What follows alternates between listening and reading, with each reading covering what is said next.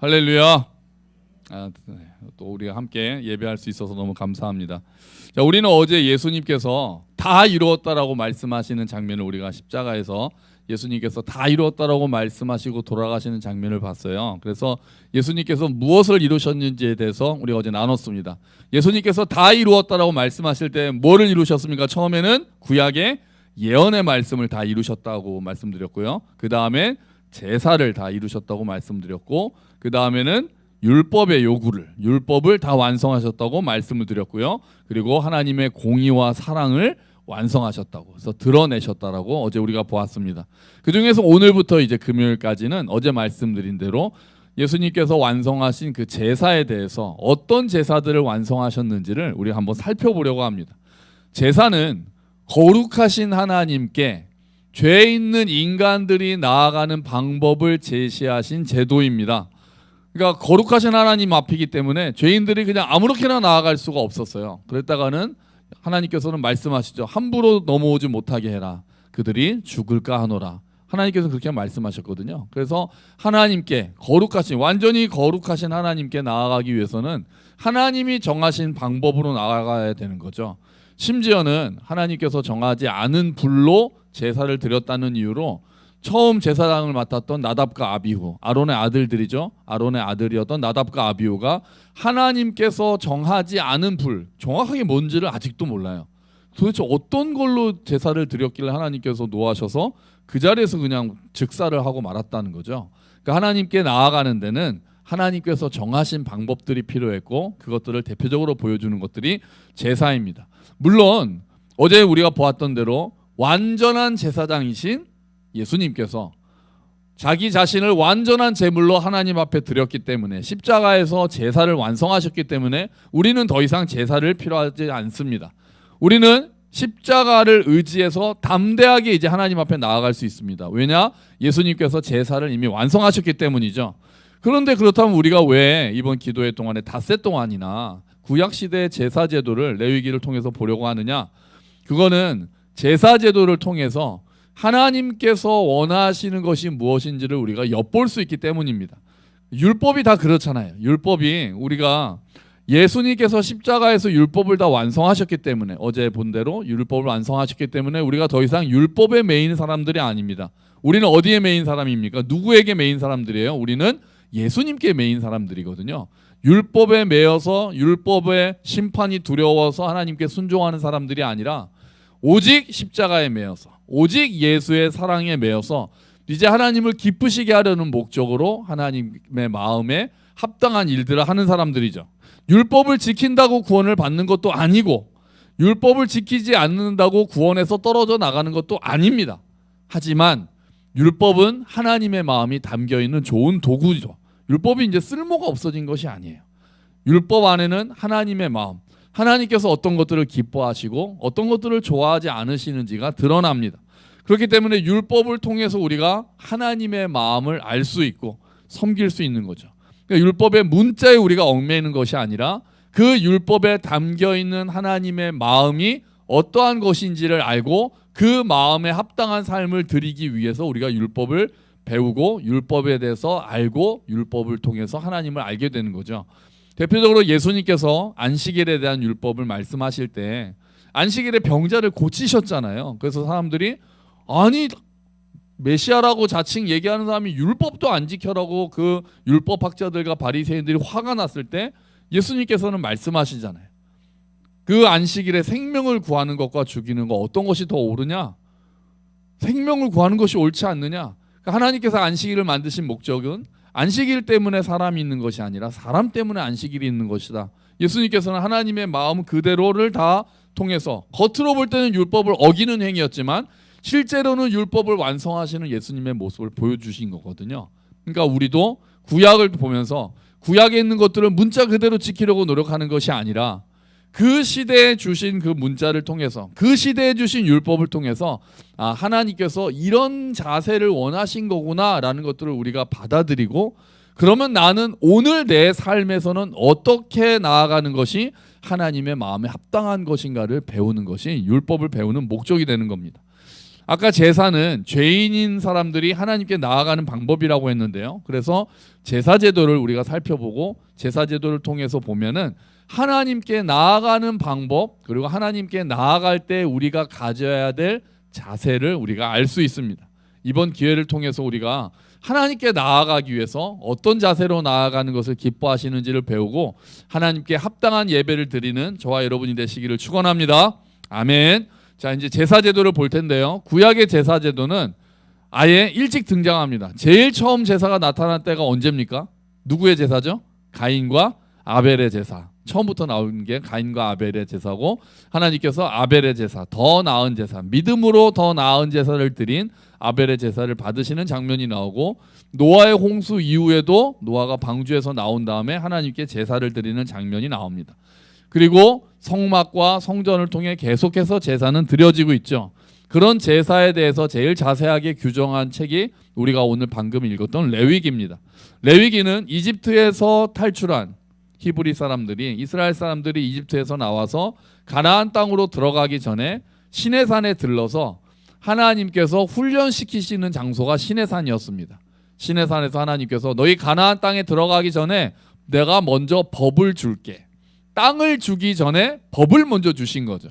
너희가 그 땅에 들어가면 이렇게 살아야 된다. 이렇게 제사를 드리고 이렇게 나를 섬기고 이렇게 너희 삶을 살아야 된다라고 말씀하시는 내용이 레위기에 가득 담겨 있습니다. 그러니까 그것을 통해서 사람들은 우리가 이제 새로운 땅에 들어가게 되면은 이렇게 하나님을 섬겨야 되는구나를 이제 배우고 있는 거죠. 그런데 그 레위기에 제일 처음 1장에 딱 나오는 게 제사가 먼저 나오는 거예요. 절기도 나오고 도덕도 나오는데 제사가 제일 먼저 나와요. 왜냐하면 예배가 그만큼 중요하기 때문이죠. 예배가 하나님께 나아온다는 게 너무 중요하기 때문에 제사 제도를 제일 먼저 레위기에서 기록하고 있는 게 아닐까 싶어요. 그래서 제사 제도가 1장부터 7장까지가 제사에 대해서 나오거든요. 구약에 나오는 그 레위기 1장부터 7장까지에 나오는 제사는 5개입니다.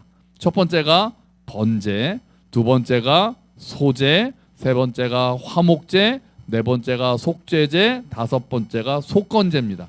다시요. 첫 번째는 번제, 두 번째는 소제, 세 번째가 화목제, 네 번째가 속죄제, 다섯 번째가 속건제입니다. 오늘은 우리가 번제에 대해서 앞부분만을 우리가 일단은 살펴보려고 합니다. 자, 번제는 히브리어로 올라입니다. 올라입니다. 올라. 그 올라의 뜻이 뭐냐면요. 신기합니다. 올라간다는 뜻입니다. 신기하죠. 히브리어랑 한국어랑 이게 또 맞아떨어지는 장면이 있더라고요. 그래서 연기와 불꽃이 올라간다. 그래서 이제 원래는 알라거든요. 알라가 올라간다 뜻인데 알라에서 파생돼서 올라라고 번제를 그렇게 부릅니다. 그러니까 올라를 번역해서 번제가 됐는데 올라간다. 연기가 올라가서 하나님을 기쁘시게 하는 제물이 된다라는 것 때문에 히브리어로 올라입니다. 그리고 또 제물을 제단 위에 올려놓잖아요. 그래서 또 올라라고도 보기도 합니다. 번제는 모든 제사의 기본이 되는 제사입니다. 모든 제사의 기본 중에 기본입니다. 매일 아침 저녁으로 성막이나 성전 앞에서 드리는 제사도 번제였고, 죄 용서를 구할 때도 번제를 드리기도 하고, 자원에서 예물을 드릴 때도 번제를 드리기도 합니다.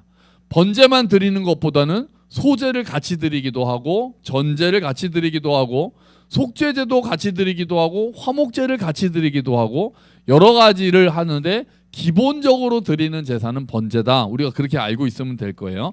그래서 번제가 그 번자가 이제 태운다라는 의미잖아요. 그래서 번제는 제물을 남김없이 태워서 드리는 제사가 번제입니다.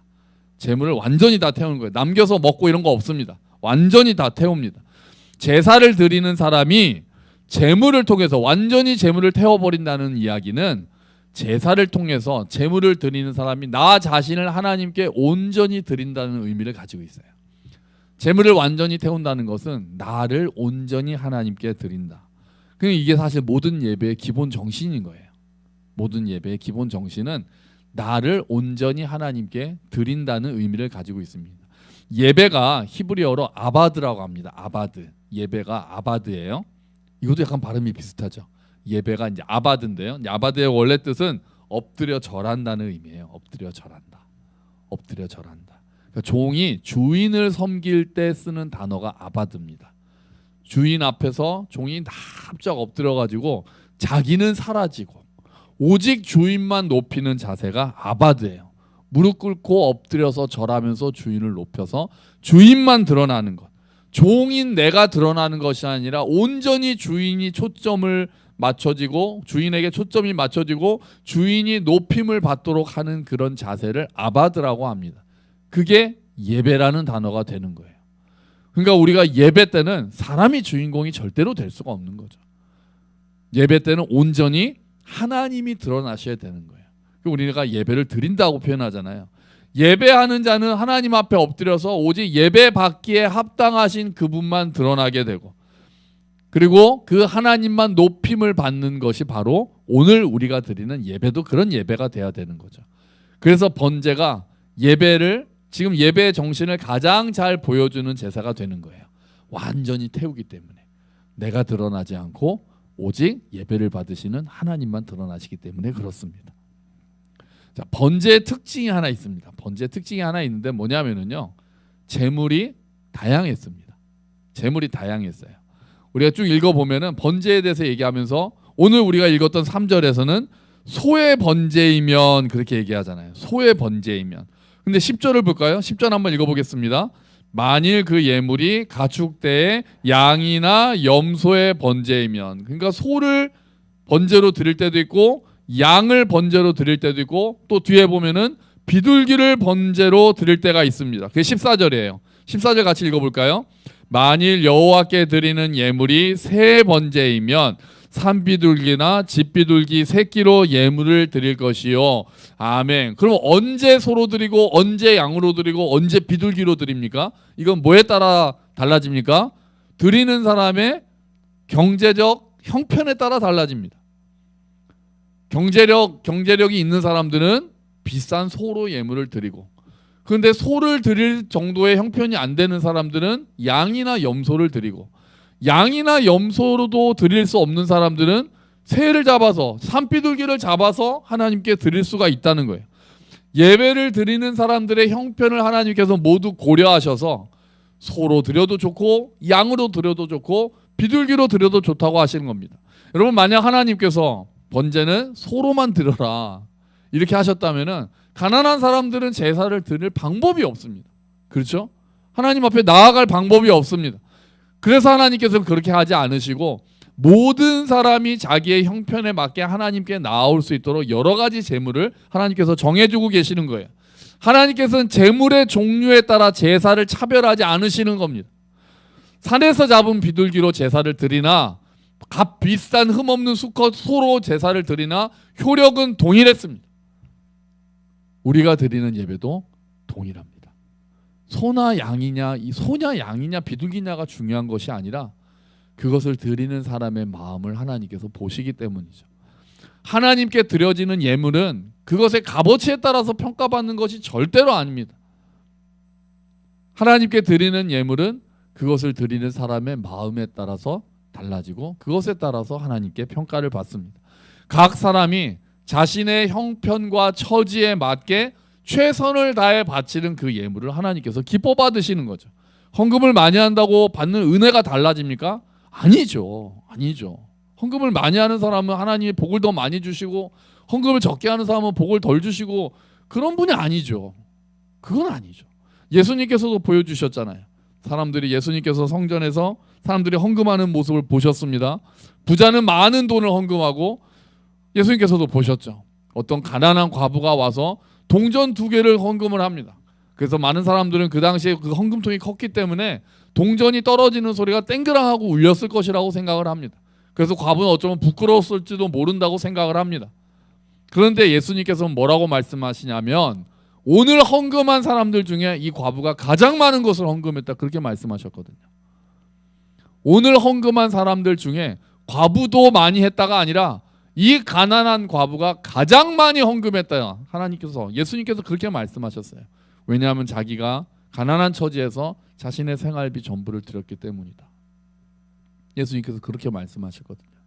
그 과부의 마음, 정말 없는 형편에서 그래도 하나님께 드리고 싶어서 정말 자기가 이것으로 먹고 살아야 되는 그것을 정말 안타까운 마음으로, 감사하는 마음으로, 또 어쩌면 부끄러운 마음으로 조심스럽게 드린 그 예물을 예수님께서, 하나님의 아들이신 예수님께서 인정하시고 그 누구보다도 가장 크게 헌금한 자다 예수님께서 인정해 주셨습니다.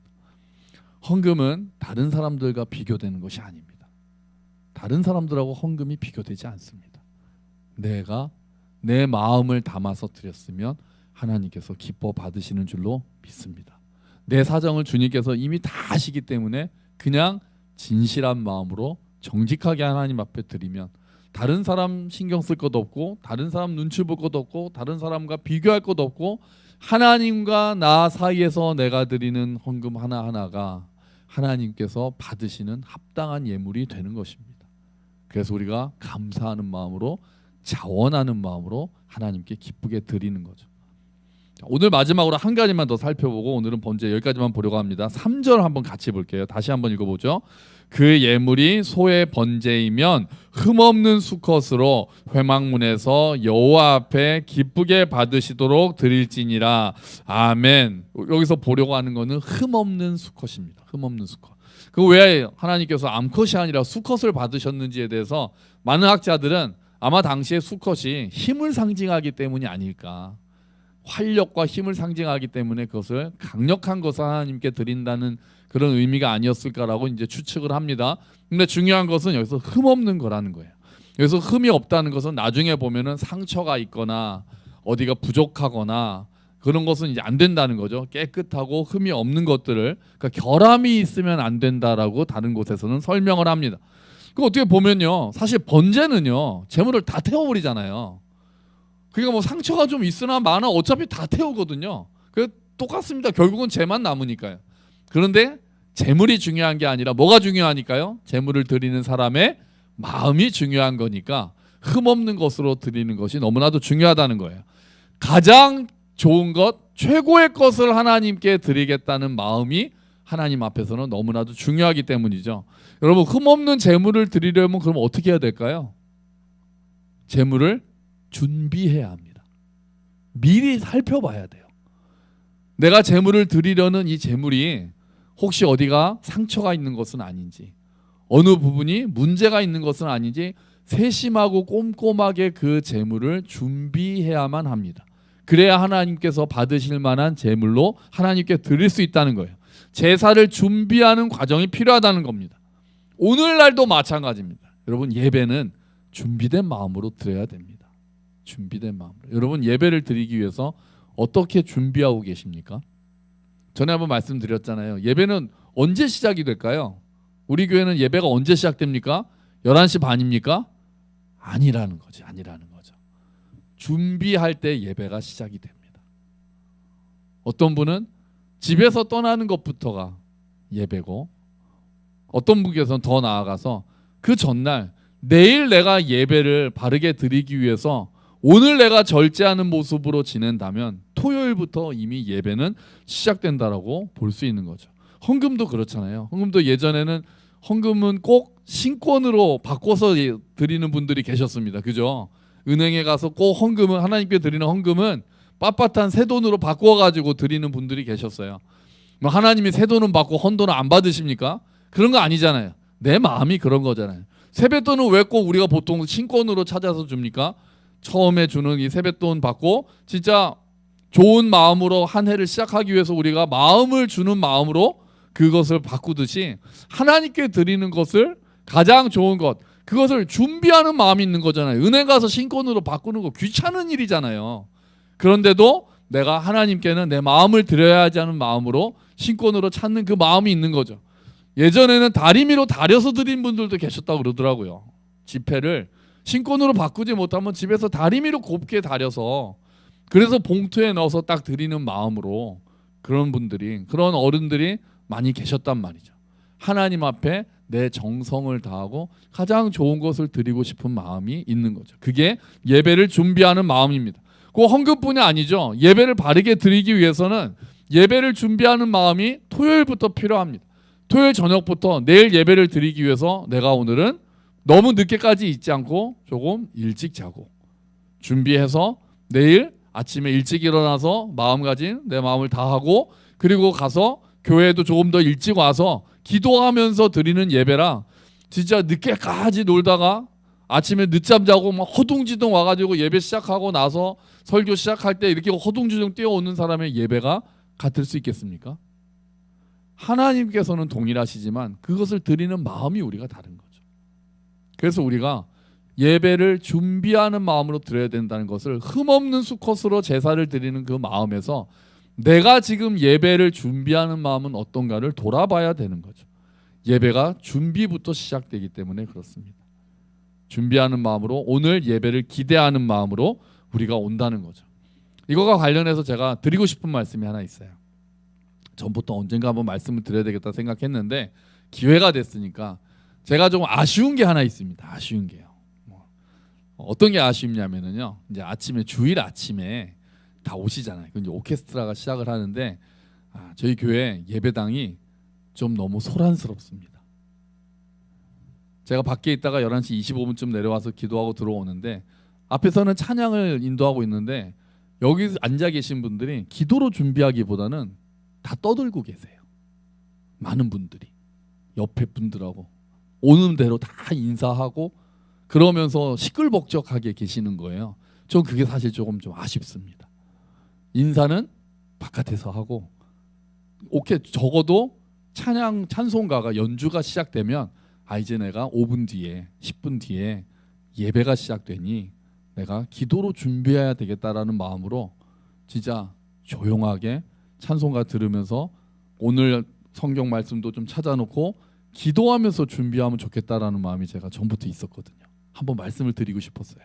근데 오늘 우리가 예배를 또 이야기를 하니까 제사를 하면서 준비하는 마음을 하니까 좀 그렇게 되면 좋겠습니다. 언제 또 제가 광고 시간에 또 한 말씀 드리겠지만 오늘 이제 먼저 오신 분들께 말씀을 부탁을 드리면 말씀드린 대로 최소한 찬송가 연주가 오케스트라가 와서 찬송가 연주를 시작하면 우리가 마음을 다해서 하나님께 집중하는 마음으로 오늘 하나님께서 주실 은혜를 사모하고 내 정말 마음을 준비된 마음으로 하나님께 예배하겠다라는 마음으로 조용히 기도하면서 그렇게 준비를 하시면 너무 좋을 것 같습니다.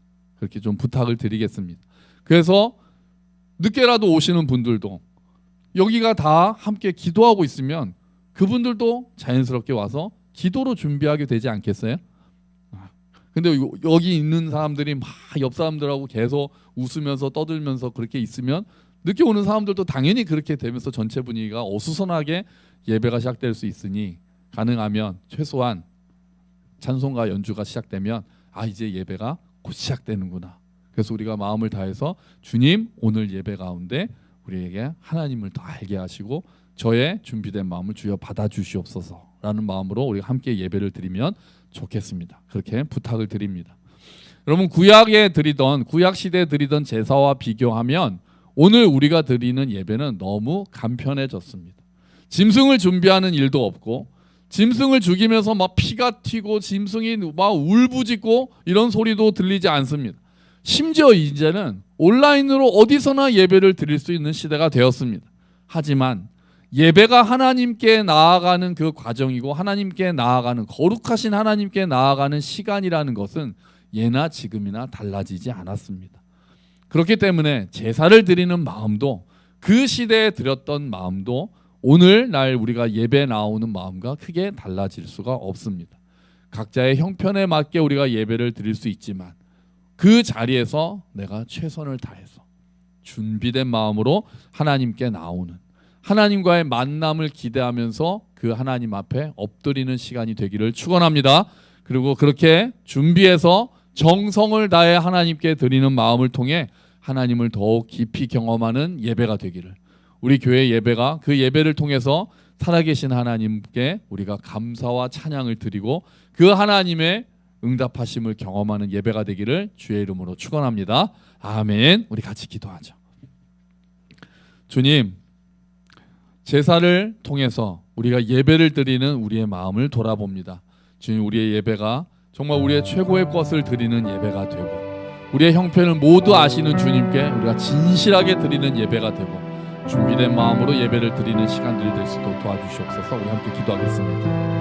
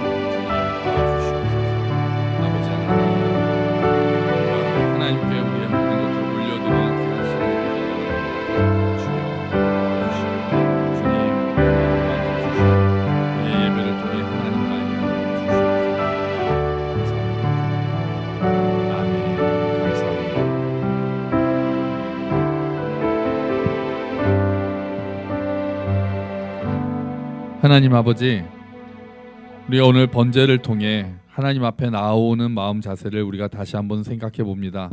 주님, 우리의 예배가 하나님을 기쁘시게 하는 예배가 되기를 기도합니다. 주님, 우리가 주님께서 우리에게 형편에 맞도록 예배를 드리는 것을 허락하셨으니 우리가 지니고 있는 형편에 따라 하지만 우리의 최선의 것을 하나님께 드리는 마음으로 나올 수 있도록 주님 도와주시옵소서. 준비된 마음으로 되게 하시고 정말 우리가 예배를 쉽게 생각하는 것이 아니라 십자가에서 완성하신 그 제사 우리가 감사함으로 그 은혜를 생각하며 귀하게 우리가 예배를 드리고 그 귀한 마음으로 하나님 앞에 나오고 하나님께 합당한 예배를 드리는 우리 모두가 될 수 있도록 주님 도와주시옵소서. 감사합니다. 주님, 예수 그리스도의 이름으로 기도합니다. 아멘.